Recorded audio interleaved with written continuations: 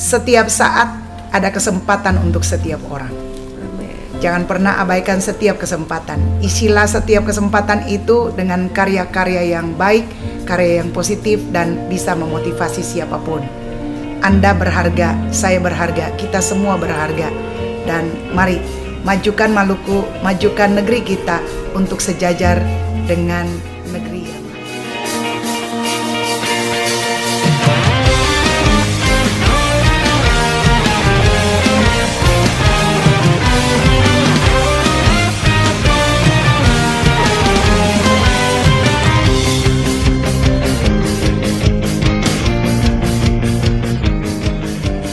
Halo sahabat dan followers podcast 151 Binaya dimanapun berada, apa kabar nih semuanya?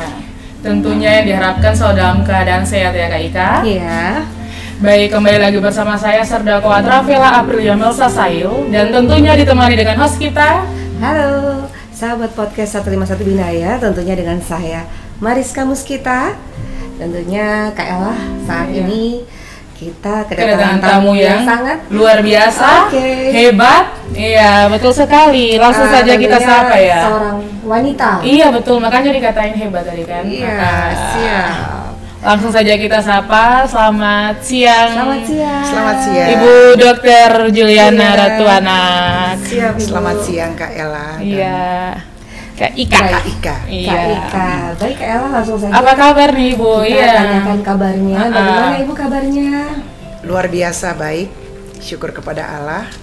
Sampai saat ini bisa tiba di sini memenuhi undangan dari Danrem 151 Binaya. Binaya. Padahal baru sampai tadi ya Bu ya. Baru tiba langsung datang ke sini. Iya, luar biasa luar biasa sekali. ya. Tetap semangat padahal baru nyampe. Oleng-oleng nggak di atas pesawat itu Ibu?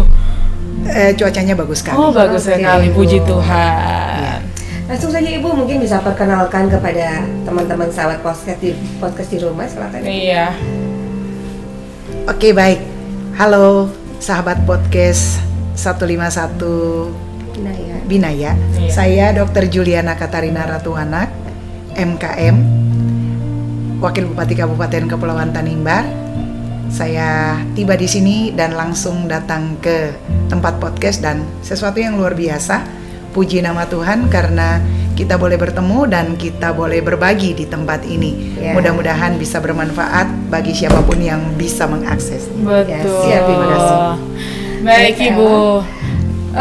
Tadi soal perkenalan nih, itu Sudah. singkat, tapi singkat banget kali ya. Iya. Mungkin Ibu bisa boleh menjelaskan sedikit tentang tugasnya. tugas Ibu Oke, sebagai baik. Wakil Bupati KKT. Baik, saya baru menjabat setelah diangkat sumpah janji di tanggal 20 Februari Iya, Bu. 2025. Iya. Saya adalah Wakil Bupati, tentunya ada beberapa tugas yang menurut undang-undang diberikan kepada kami. Iya. Antara lain sebagai Wakil Bupati, tugas mendampingi Bapak Bupati Iya, dalam betul. setiap tugas pemerintahan dan juga sebagai pembantu Iya. Bupati.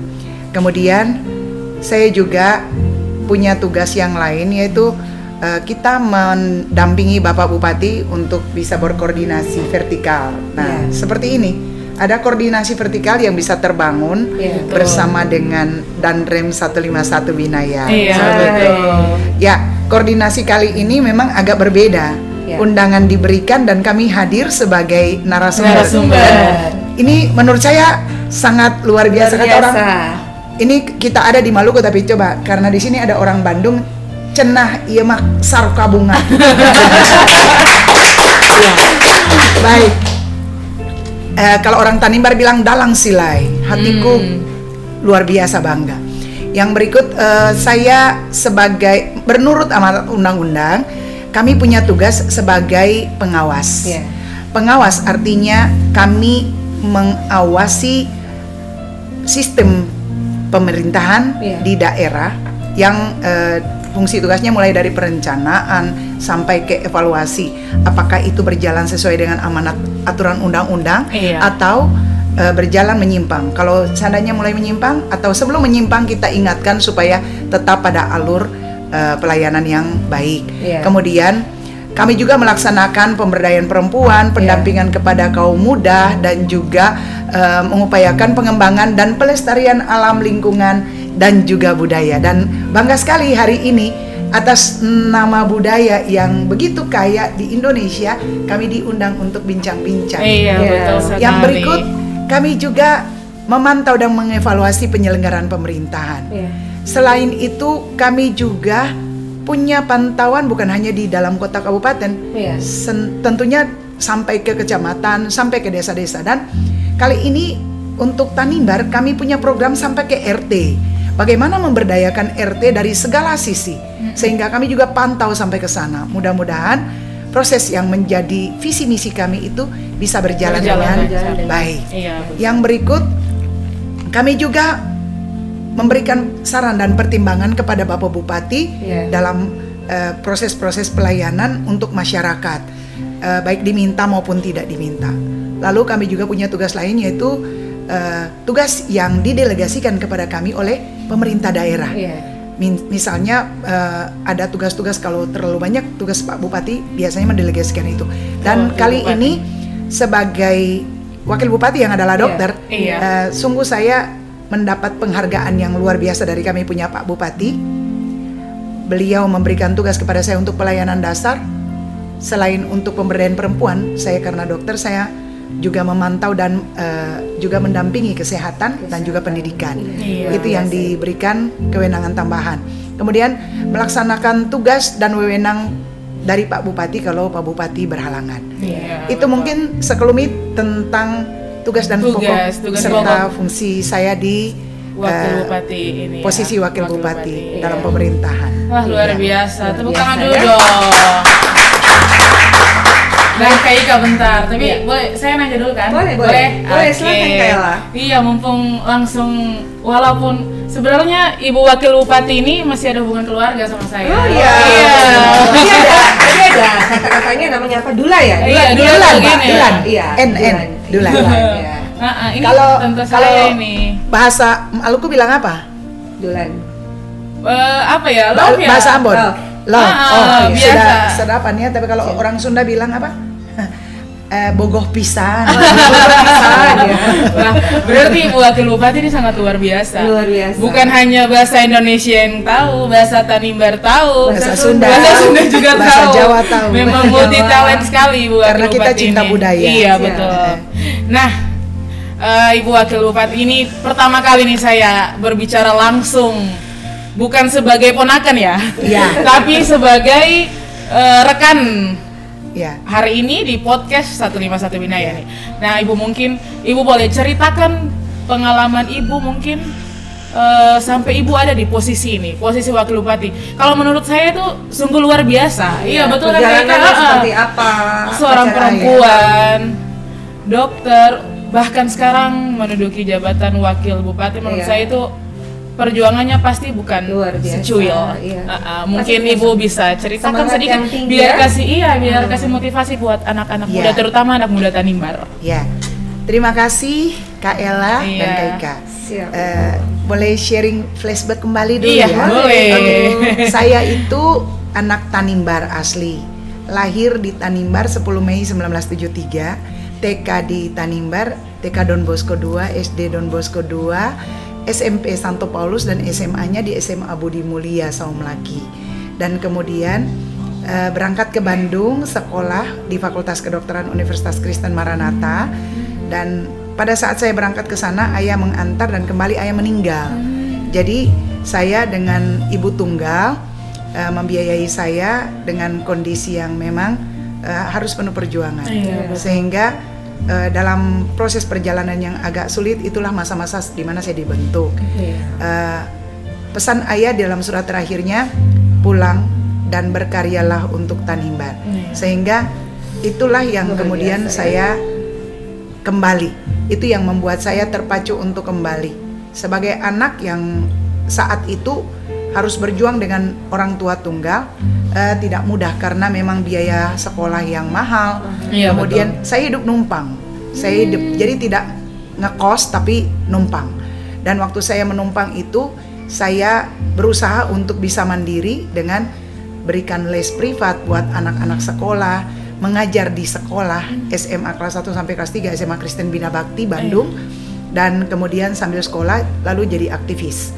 Aktivis saya pernah pimpin anak-anak keluarga mahasiswa Katolik di Bandung, sampai bahkan pernah menjadi kandidat ketua Senat Fakultas Kedokteran.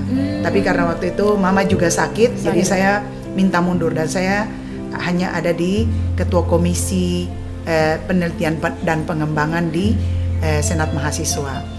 Selain itu memang saya aktif juga di gereja, di Paroki Santo Mikael Waringin karena saya Katolik. Jadi saya aktif di sana, jadi volunteer mengajar anak-anak calon komuni kayak gitu. Dan selama dari tahun 2005, dari tahun 95 sampai dengan tahun 2002, saya terus ada dalam proses pelayanan itu.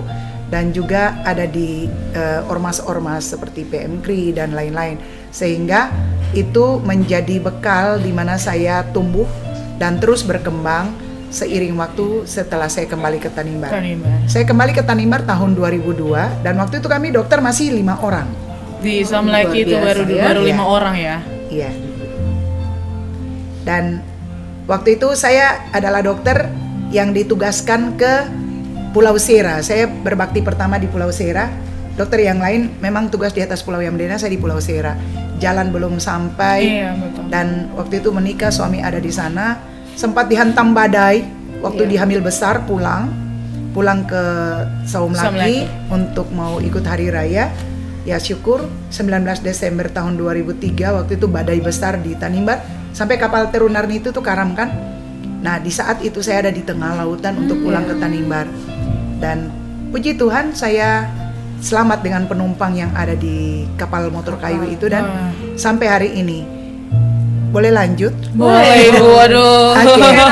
Kayaknya terharu. Saya kemudian jadi dokter kepala puskesmas di Sera, dipindahkan ke Saumlaki di puskesmas Saumlaki. Waktu itu belum ada rumah sakit umumnya. Hanya ada rumah sakit Fatima. Saya lahir di situ. Di atas. Di atas. Di situ tempat saya lahir, orang tua saya berkarya sampai meninggal di situ. Dan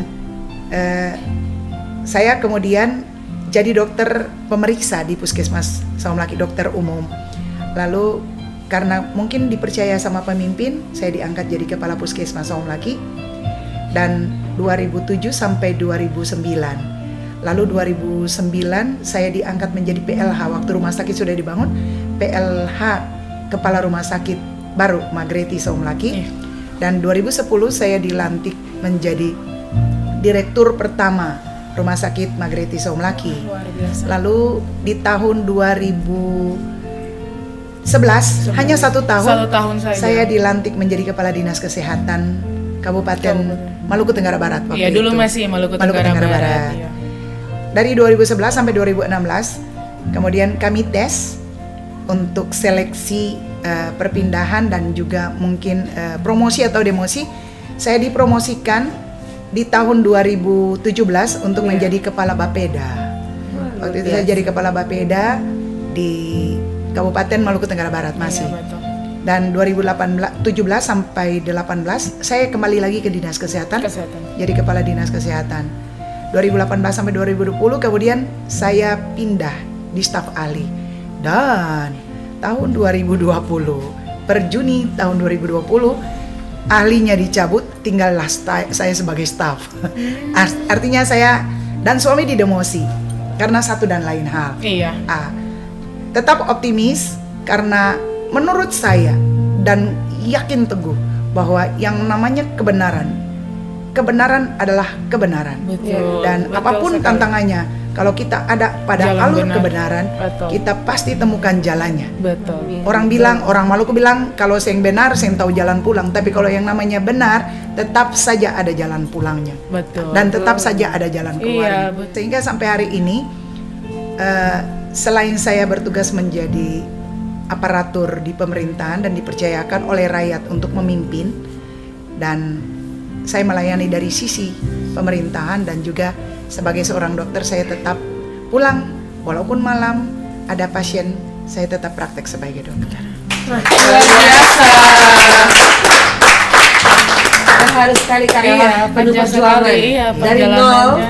Tentunya pernah kembali ke nol. Iya, betul, tetap betul. naik melejit ke puncak ya. Iya, seperti yang kata Ibu Wakil Bupati bilang, ya benar tetap pasti ada jalannya. Gitu. Aduh, baik, terharu sekali Kak Ika. Saya terharu sekali. Iya, biar gak terharu, kita lanjut ke pertanyaan selanjutnya. Siap. Nah Ibu, mungkin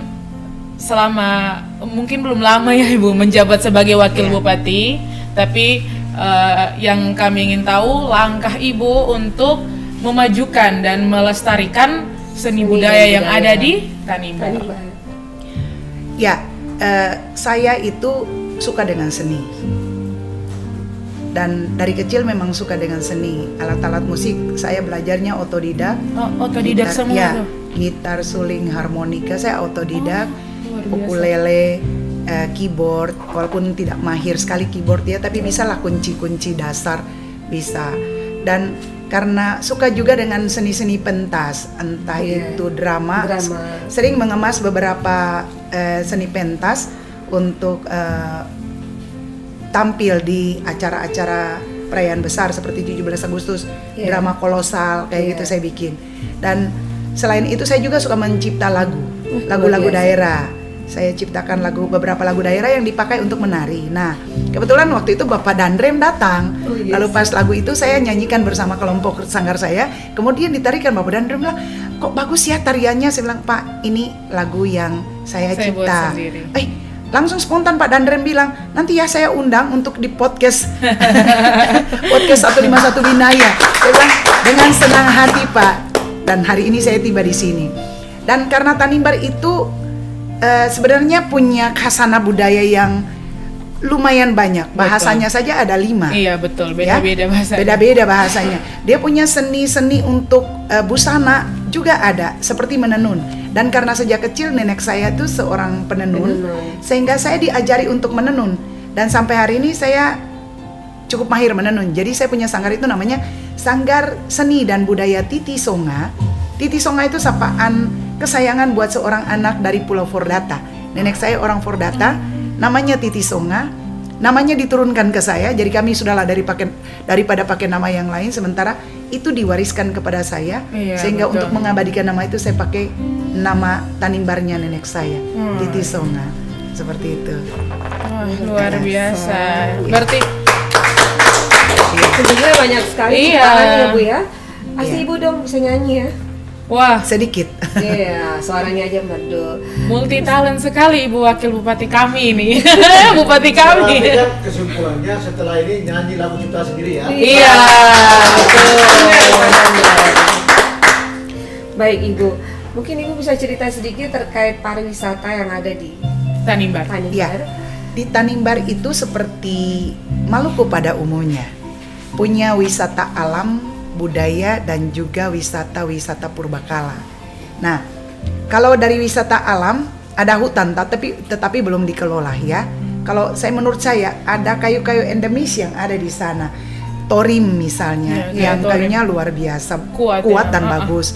Terus ada kayu miranti ya, kayu besi, dan juga lenggua.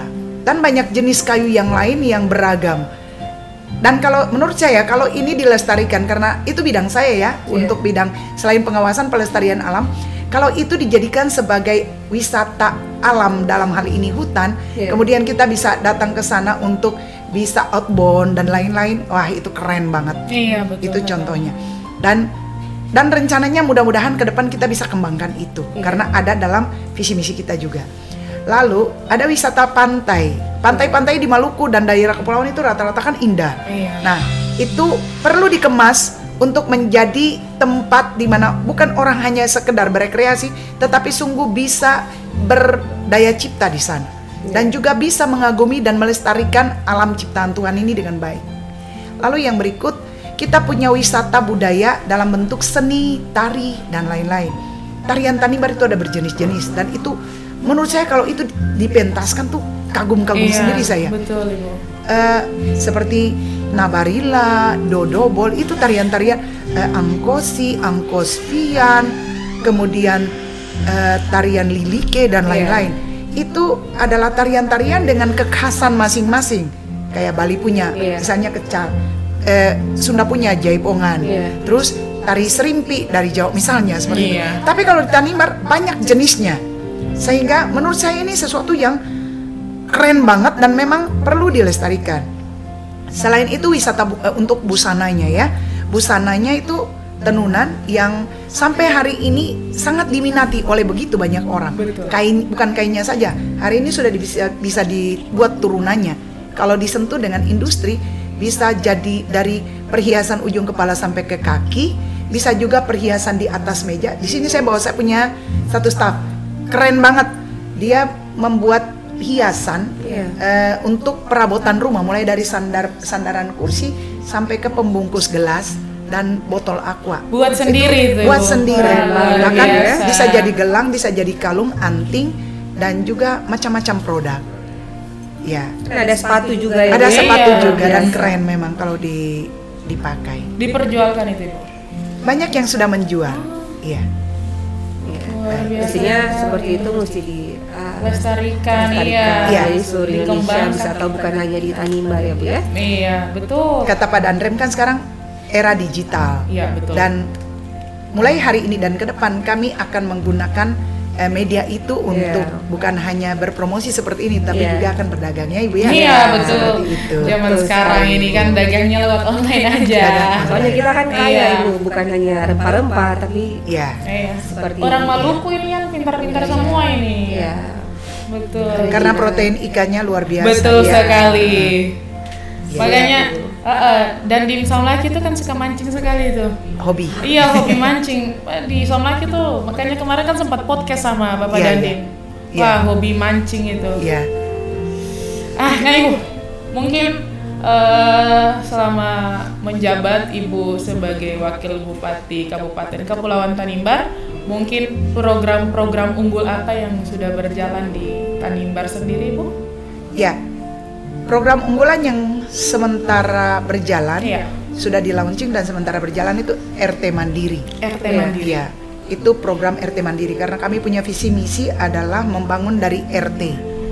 Kalau dulu pimpinan kita membangun dari pinggiran ke tengah, kita ini membangun dari RT.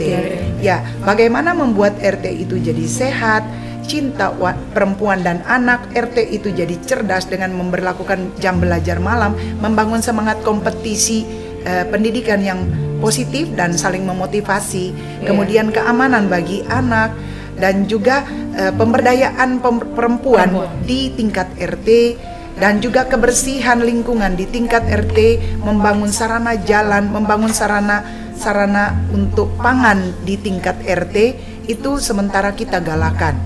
Dan kami sudah melaunching satu di Yamdena Timur dan satu di Yamdena Barat, dan ini terus akan direplikasi sehingga di tahun depan itu semua RT di seluruh Tanimbar sudah tersentuh. Karena selama ini kalau kita membangun dari tingkat desa, mungkin desanya akan terbangun tetapi tidak merata, kata orang itu tidak komprehensif. Tapi kalau kita menyentuh langsung di setiap RT dengan program, dengan pembiayaan yang sudah dibuat standar, menurut kami akan lebih efektif dan akan lebih terasa seperti itu.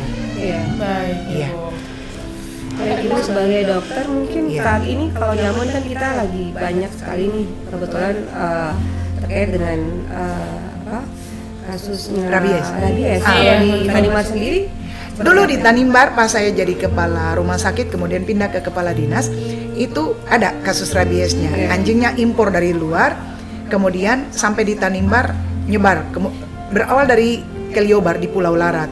Dan kemudian kita pakai strategi bagaimana menangani, mencegahnya dari anjingnya ke manusianya. Nah, kita berupaya untuk anjing yang sudah terinfeksi itu memang harus dibasmi. Anjing yang terinfeksi dan bahkan anjing yang tidak terinfeksi juga dibasmi. Lalu dipastikan diperiksa otaknya apakah ada virusnya atau tidak.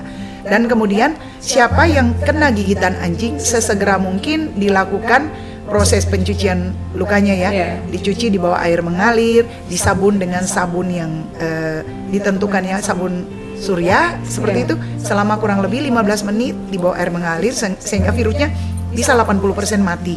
Dan kemudian pergi untuk disuntik. Anjing-anjing yang sehat juga disuntik sehingga kita bisa mengeliminasi kasus gigitan anjingnya maupun kasus rabiesnya. Ya. Seperti Baik itu. Ibu, selanjutnya mungkin terkait dengan Ibu sebagai pemimpin dan juga sebagai ibu, kan saat ini banyak sekali tuh Ibu terkait dengan gadget kepada anak-anak. Gadget. Jadi bagaimana solusinya terhadap kasus-kasus seperti ini Ibu? Ya, solusinya kita memberlakukan jam belajar dan meminta orang tua maupun guru untuk mengarahkan anak, bahkan harus menahan HP-nya. HP jangan diberikan kepada anak dan boleh diberikan hanya untuk dipakai untuk hal yang penting. Itu solusinya. Yang berikut, kalau dikasih harus dikasih waktu, jangan dibebaskan. Sehingga kegiatan-kegiatan yang bersifat membantu anak untuk bisa bersosialisasi, kemudian saling berkompetisi, saling mendorong untuk kemajuan itu akan tercipta di lingkungan anaknya sendiri, kemudian bisa mendorong orang tua untuk bisa lebih mengawasi dan mendampingi anak, seperti itu. Iya. Wah, jelas banget ya. Iya. Wah, Ibu kita ini memang luar biasa sekali. Iya. Luar biasa, ngobrolnya juga enak pastinya ya. Tentunya kita mau dengerin kesan dan pesan Ibu dulu. Bentar dulu. Oh iya, bentar dulu. Masih banyak yang ingin saya tanya. Silakan Kak. Mumpung langsung kan biar ditonton sama orang-orang Tanimbar. Nah Ibu, mungkin Ibu menjabat sebagai wakil bupati ini, mungkin ada kendala Ibu, apalagi kan Katong sendiri tahu kalau di Tanimbar itu adatnya kan Duan Lolat. Nah, mungkin adat Duan Lolat itu mungkin ya Katong mau melakukan sesuatu mungkin pikir itu duan, itu bagaimana tanggapan Ibu soal adat di Katong terus mengganggu pekerjaan atau bagaimana gitu Ibu? Menurut saya Duan Lolat itu sebuah keluhuran yang memang diwariskan dari leluhur kita kepada kita. Yang menjadi masalah itu salah kaprahnya. Saya ulang, yang menjadi masalah adalah salah kaprahnya. Sudah diatur dari sedia kala bahwa yang namanya duan itu perannya apa, lolat itu perannya apa. Dari sisi perkawinan, duan itu dia yang memberikan anak darah. Anak perempuan itu biasanya dari keluarga duan. Lalu yang lolat itu penerima anak darah. Yang lolat itu punya anak laki-laki. Lalu terciptalah yang namanya saya punya tempat kawin. Kalau menurut Batak pariban kayak kalau gitu. Di Tanimbar kan kalau di Tanimbar gitu. itu duan lolat. Nah, salah satunya. Peran-peran sudah dibagi dengan sangat bagus. Kemudian bukan hanya itu. Bagaimana supaya duan tetap ada, menjadi pengayom, pelindung dan juga pendoa. Nah, dalam perjalanan kalau ini masih tetap dipertahankan menurut saya paling bagus. Karena apa? Di sana akan muncul semangat saling cinta, tetap berada dalam semangat persaudaraan, saling menghargai dan juga saling menolong. Kurang lebih seperti itu. Baik Ibu. Nah Ibu sebagai seorang dokter juga kemarin dari Kodim Somlaki mendapat juara 1 untuk penurunan angka stunting tahun lalu kalau tidak salah itu. Bapak dan tim Pak Hendra ini pergi sampai sana. Mungkin Ibu sebagai dokter bagaimana cara Ibu berkolaborasi treat biar bisa menurunkan angka stunting di Tanimbar sendiri. Untuk urusan stunting ini tidak bisa bekerja sendiri-sendiri. Betul. Orang kesehatan dan seluruh jajarannya tidak bisa bekerja sendiri. Ada pepatah usang bilang tidak ada yang namanya one man show untuk menjadi one hero, tetapi perlu berjejaring. Jadi ada sistem yang di dalam bagaimana kita gebrak stunting itu, semua lini, semua stakeholder berikan peran di sana. Dan yang harus diperhatikan di sini jangan pada saat sudah lahir setelah baru dikasih makan. Kita terlambat di sana. Tetapi yang harus diperhatikan bagaimana seorang anak remaja itu sehat dan tidak anemis atau tidak kekurangan darah kata orang awam, tidak kekurangan HB, hemoglobin dalam hal ini. Dengan cara bagaimana? Kita di puskesmas itu dulu saya berharap bisa berjalan lagi ke sekarang ini, memberikan pil tambah darah kepada setiap siswa perempuan yang sudah akil balik dan diberikan supaya dia punya HB itu stabil dan normal. Dan setelah itu ada bimbingan dan konseling pranikah. Bimbingan konseling pranikah dan ada juga suntikan pencegahan terhadap penyakit-penyakit yang bisa dicegah lewat imunisasi. Atau vaksinasi. Seperti tetanus dan lain-lain. Iya. Dan setelah itu ibu semasa masa kehamilan ibu diberikan makanan bergizi. Ya, bergizi, tinggi protein, tinggi kalori, dan juga mineralnya yang cukup. Sehingga waktu dalam proses kehamilan gizi ibu terpenuhi. Dan yang satu yang penting, jangan ibu dibikin stres, jangan dimarah-marah, jangan dikasih pekerjaan dan membebani fisiknya yang terlalu berat. Lalu kemudian cukup istirahat. Ibu harus dibikin bahagia. Saya sangat percaya beberapa penelitian yang menyatakan bahwa musik adalah salah satu sarana yang membuat seorang janin di dalam kandungan itu bisa tumbuh dengan sehat dan cerdas. Musik ya, Bu ya. Selain musik, ada penelitian di Pusat Intelijensia di Kementerian Kesehatan. Sekarang nama pusat itu sudah berubah, bahwa ternyata ibadah pengajian dengan melantunkan Quran, membaca Quran dengan lantunan yang itu juga menumbuhkan sel-sel otak anak. Itu informasi yang saya dapat dari Pusat Intelijensia. Sekarang sudah berubah nama pusat itu, tapi masih tetap ada di Kementerian Kesehatan. Sehingga menurut saya selain intervensi gizi, intervensi psikis yang mumpuni juga perlu diberikan kepada seorang ibu yang sedang hamil. Jamin ada risiko-risiko yang kita takutkan itu bisa tereliminasi. Dan janin tumbuh kemudian bisa dilahirkan sebagai seorang pribadi bayi, bisa tumbuh dengan sehat, tidak stunting. Dan intervensi gizi akan terus dilakukan selama 2000 hari kehidupan, yaitu dari dalam rahim sampai usia 2 tahun setelah lahir. Seperti itu. Luar biasa. Iya, ini pengetahuan juga untuk kita semua. Iya, terutama untuk warga-warga Tanimbar. Nah, Kakak Ica? Ya. Selanjutnya Ibu, saya mau tanya lagi Ibu terkait dengan kesan-pesan Ibu setelah diundang oleh Bapak Dandrem ke sini terkait dengan pembangunan podcast seperti apa. Silakan Ibu. Baik, terima kasih.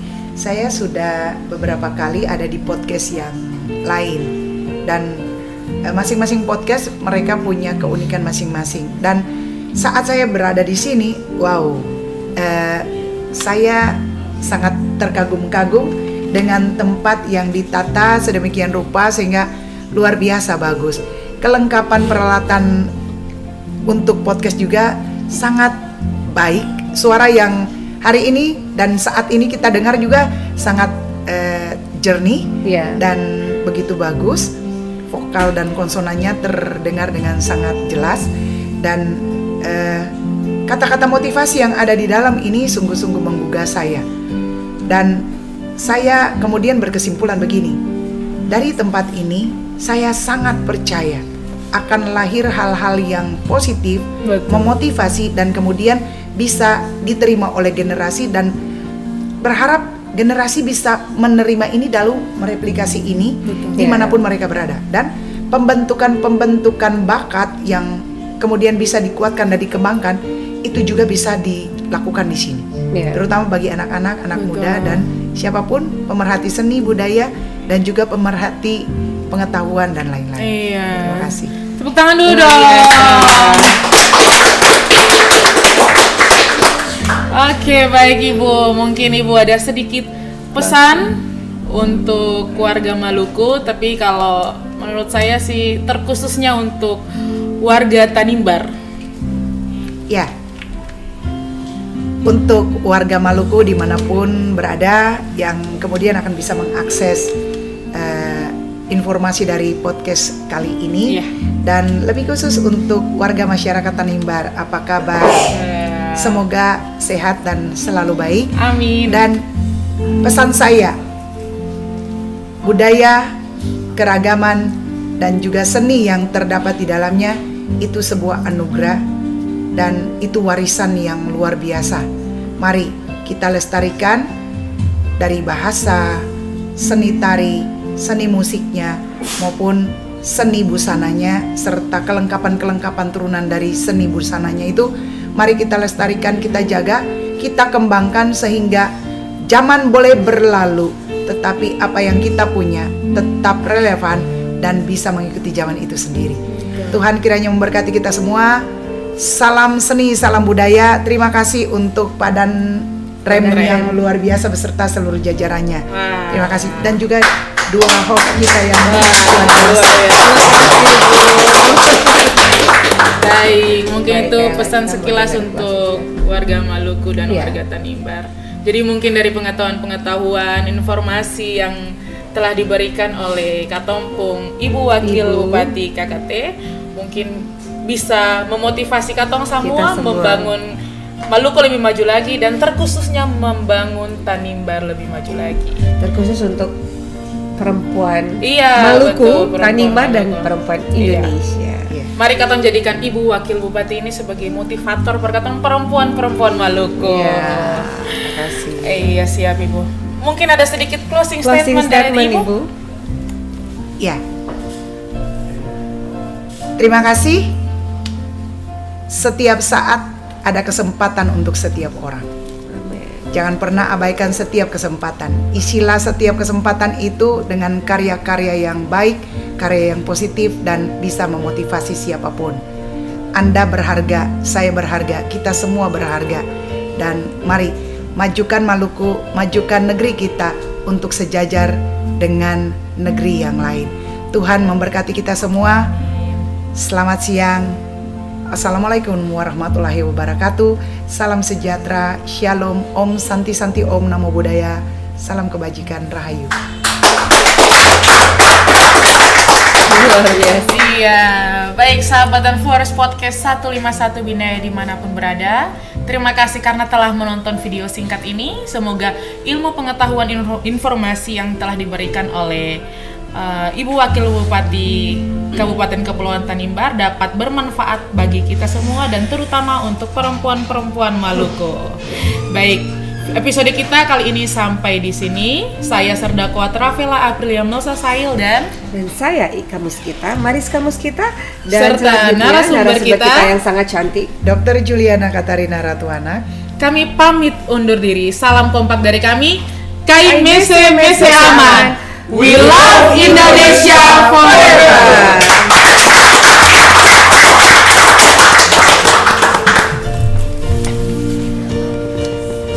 Aduh.